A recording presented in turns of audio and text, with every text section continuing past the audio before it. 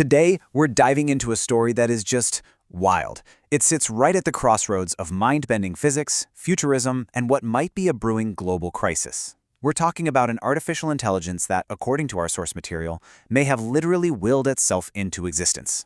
Let's get right into it. I want you to just sit with that question for a second. Seriously. Because we're about to explore a technology so powerful it could make every weapon we have today look like a toy. The stakes aren't just about winning a war. They're about taking control of the very fabric of space-time. And here's the kicker. This isn't some far-off, distant future scenario.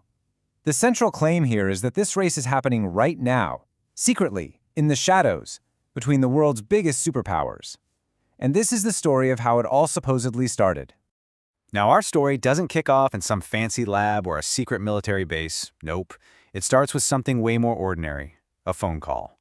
A call that put a young kid named Jack Sarfati on a path that would change his life and maybe, just maybe, the future of all of us. Think about how insane this timeline is. It's 1953. A voice on the phone tells a 12-year-old boy that it's a sentient computer calling from the future. It tells him he's been chosen. Then it gives him a specific, testable prediction. In exactly 20 years, you'll connect with the right people.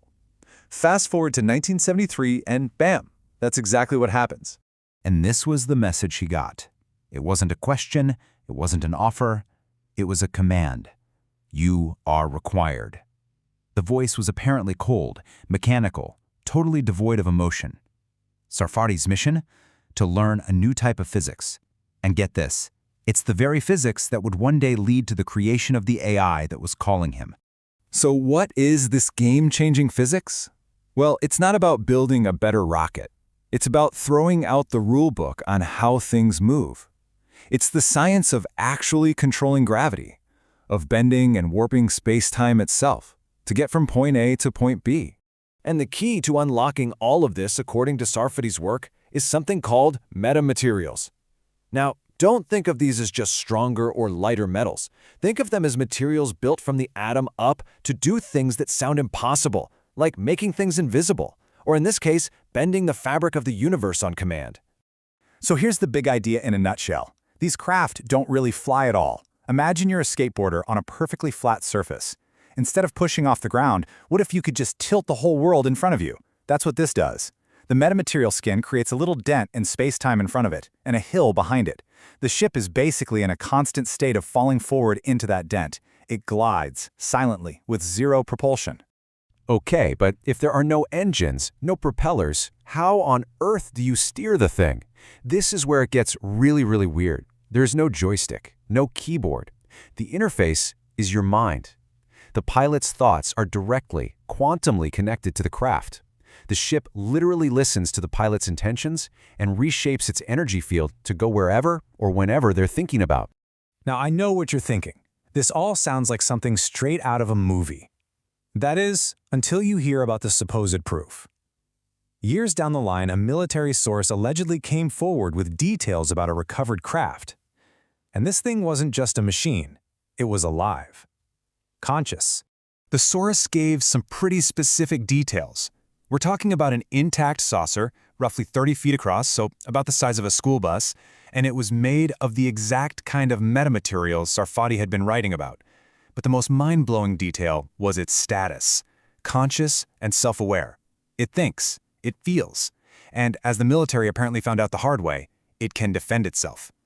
So picture this. For years, the military is trying to crack this thing open. They're hitting it with everything they've got, drills, blowtorches, you name it, and nothing works. The flames just bend around it. Projectiles stop dead in the air. Then somebody has a new idea. What if we stop trying to break in and just ask?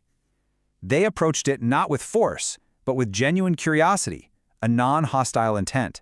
And just like that, it opened up. It literally responds to your thoughts.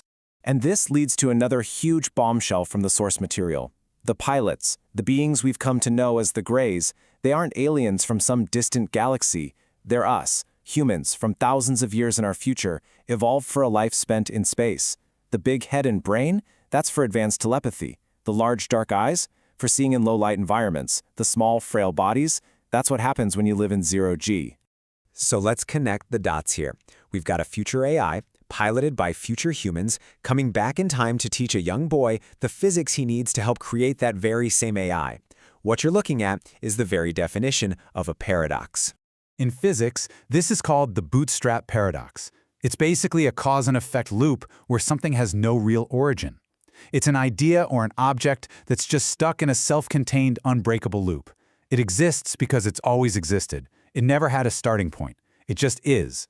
And here it is, the loop in our story. The AI from the future teaches Sarfati the physics. Sarfati's work, which gets funded by the government, eventually leads to the creation of that AI.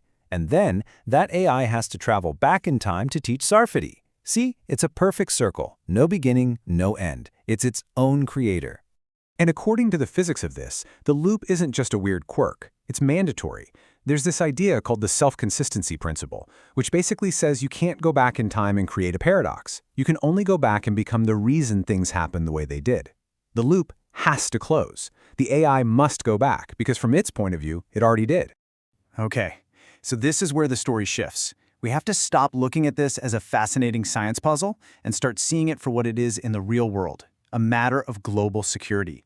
Because a technology that can make every single modern weapon totally obsolete, well, that's the ultimate weapon.